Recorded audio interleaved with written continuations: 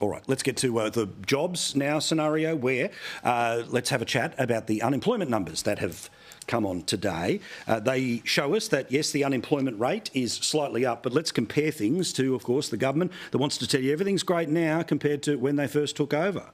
Well, the unemployment rate in the early months of the Prime Ministership of Anthony Albanese was 3.5%. It is now 4.1%.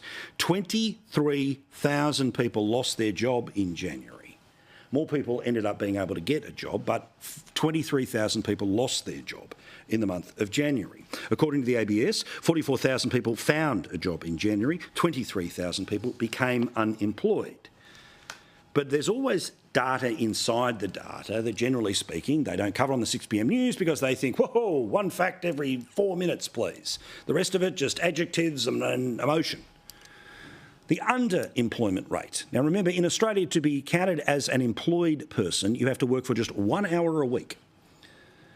So 6% currently are underemployed. For men, it's 5%, but have a look at that percentage when it comes to women. And then remember when Anthony Albanese made quite the noise in the lead up to the last election, and we remember because we were all there, that people having to work more than one job to make ends meet was a sign of how tough people were doing it.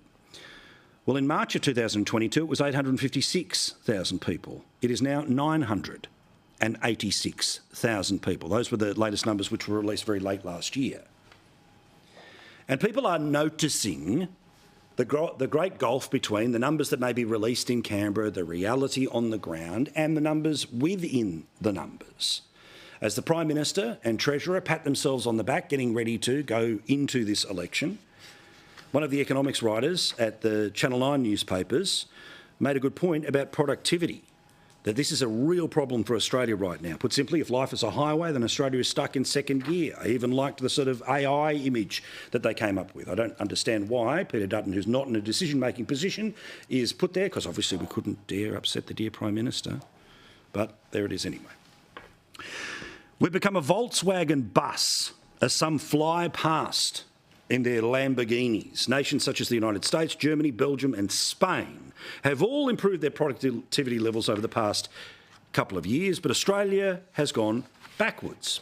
He offers an example that was quoted by the Productivity Commission, and that is about building a house, about how long it now takes to build a house in a quarter of the way into the 21st century versus a little while ago, a decade ago. The average time it took to build a detached house was 6.4 months. It is now 10.4 months. The time to build a new townhouse has gone to from 9.4 to 12.9. An apartment block has gone from 18 months to now 27 months.